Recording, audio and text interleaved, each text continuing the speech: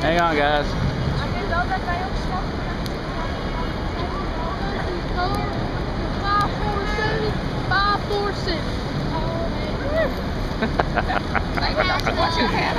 Well, come on, let's not stop now.